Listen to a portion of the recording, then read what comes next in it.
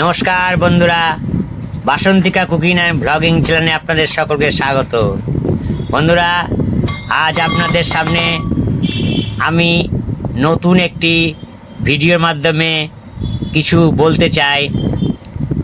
এই দেখুন, আমার বহুদিনের আশা ছিল আমি যে জায়গাটায় বাস করি ঠিক সেই জায়গাটার মধ্যে একটা নিজস্ব নলকূপ বসানোর জন্য।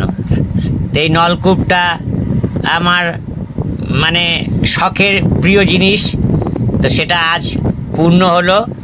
এটা আজকে আমরা করছি। এই দেখুন, আমাদের বাড়িতে নলকূপ বসানোর লেবারগণ এসছেন, এনে নলকূপটা বসাচ্ছে।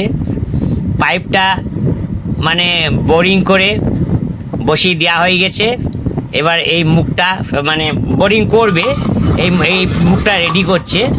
এই যে আমার সেই গতটা আমি কিছুটা করেই রেখেছিলাম, বাকিটা ওরা করে নিল, যেটুকু প্রয়োজন সেটা করে নিল। কেননা মাটির তলায় যদি কোনো বাধা হয় তাহলে সেটা যাতে না থাকে বাধাটা, সেই জন্য একটা বড় পাইপ, অর্থাৎ আমার তো 1.5 ইঞ্চি পাইপ বসবে, জলের জন্য 1.5 ইঞ্চি পাইপই হয়, কিন্তু একটা বড় পাইপ দিয়ে বসিয়ে ওই বাধাটাকে সরিয়ে দিয়ে নলকূপটা যাতে সহজে পাম্প করা যায়, পাম্প করে জল ফেলে, নোংরা জলটা ফেলে, ঘোলা জলটা ফেলে দিয়ে আস্তে আস্তে বোরিংটা করবে, গর্তটা করবে, পাইপটা ঢোকা। মানে আমাদের তো প্লাস্টিকের পাইপ দিয়ে করা হচ্ছে, তো ওটা আগে লোহার পাইপ দিয়ে বোরিং করেছে। এই দেখুন, সেই যে বসিয়ে ওরা মোটা পাইপটা বসিয়ে দিয়ে একটা পাইপ দিয়ে ওরা বাদি দিয়ে ওটা ঢোকানোর চেষ্টা করছে, যাতে পরবর্তীকালে ওই লম্বা পাইপ 20 ফুটের যে পাইপটা বসাবে, দুটো পাইপ বসাবে, সেই জন্য তৈরি হয়ে দেখুন বাঁশ বেঁধেছে। বাঁশ বেঁধে এইবার ওই গর্তটার মধ্যে মানে আস্তে আস্তে মানে ওদের যে সিস্টেম, পাইপটা মাটির মধ্যে দিয়ে এরকম পাম্প মানে বাঁশ দিয়ে পাম্প করবে, আর ওপরে একজন উঠে ওই নলের মুখ দিয়ে জলটা হাত দিয়ে মাঝে মাঝে ফেলে দেবে, নাড়িয়ে। দেখুন, আমি ওই পাইপগুলো আমার এই গেট দিয়ে ঢুকবে না বলে আমি পাইপগুলো ছাদের মাথা দিয়ে উঠিয়ে দিয়ে এইখানে পাঠিয়েছি। আমার রাস্তা গলির থেকে উঠিয়ে দিয়ে, ছাদ থেকে উঠিয়ে দিয়ে এই পাইপগুলো নামিয়ে দিয়েছি। সেই পাইপ দুটো এই যে দেখুন এই কোণে দাঁড় করে রেখেছে।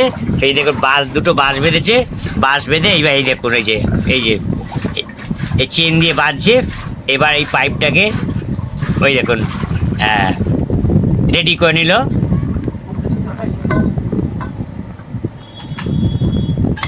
এই যে এবার একটা পাইপের মধ্যে ওই চেন দিয়ে বাঁধলো।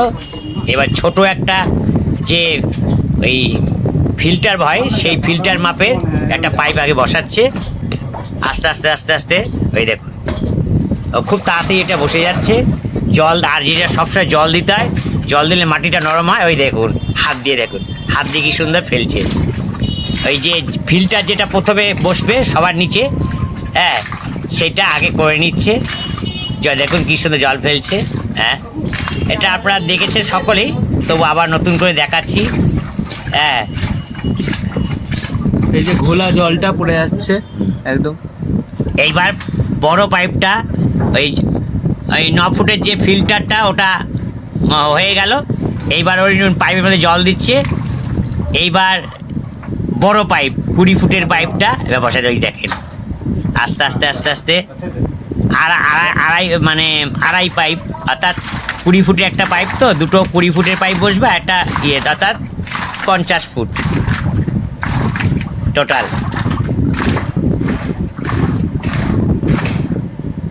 এটা আমার এই যে হয়ে গিয়ে এবার পাইপটা ঢুকিয়ে দিচ্ছে। ফিল্টারটা সবার নিচে চলে গেছে, এই প্লাস্টিকের পাইপটা ঢুকিয়ে দিচ্ছে। এবার ওর উপরে একটা 3 ফুটের পাইপ, টাটার পাইপ সেট করে নিয়েছে। ওই পাইপটা মাটির কিছুটা নিচে থাকবে, মাটির ওপরে কিছুটা থাকবে, তার মুখে ওই এবার জল দিয়ে ওয়াশ করছে। জল দিয়ে ওয়াশ করে তারপরে মুখটা লাগাবে। এই যে বসানো হয়ে গেল, জলটা ঢেলে পরিষ্কার কিছুটা করলো, একটু থাবা দিয়ে জলকে যাতে, ওটা পাম্পের মতোই জলটা বেরিয়ে আসছে। সেটি তো ইউটিউব চ্যানেলে আছে তো আমাদের। ছেলে আছে তো, চলছে এইভাবে। খুব ভালো হবে।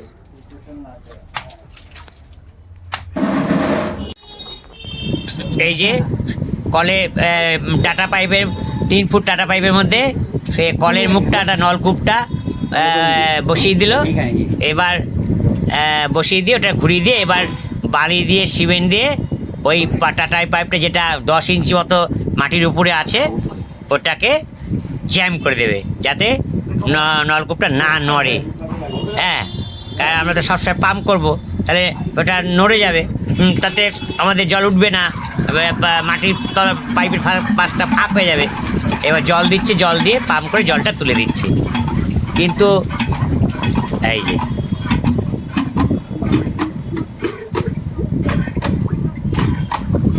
এই যে কলের মুখে জল উঠে গেছে, মুখটা আটকে, হাত দিয়ে আটকে গেছে, এবার জলটা ওই ফাঁক দিয়ে বের করছে।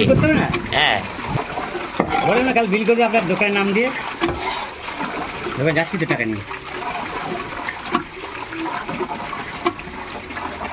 আপনি দিয়ে দেন, আমি আসি না বিল করে দেবো, কোনো অসুবিধা নেই। এই যে বালি দিয়ে সিমেন্ট দিয়ে পাথর দিয়ে মেখে ওই নলকূপের ওই গোড়াটা জ্যাম করে দেবে। তারপর জ্যাম করলে ওটা ওই ইট দিয়ে সাজিয়ে নিয়ে গোল করে ওই জায়গাটা জ্যাম করে, যাতে ওই জায়গায় ওই কল পাইপটা না নড়ে যায়। এই দেখুন কি সুন্দর জ্যাম করে দিচ্ছে। একটা কাজ করবো আবার জানি এই বেশি দিয়ে করে দেবে, এই যন্ত্র দিয়ে এই যে বন্ধুরা দেখুন, তাহলে কলটা পোটা হয়ে গেল এখন ফাইনালি।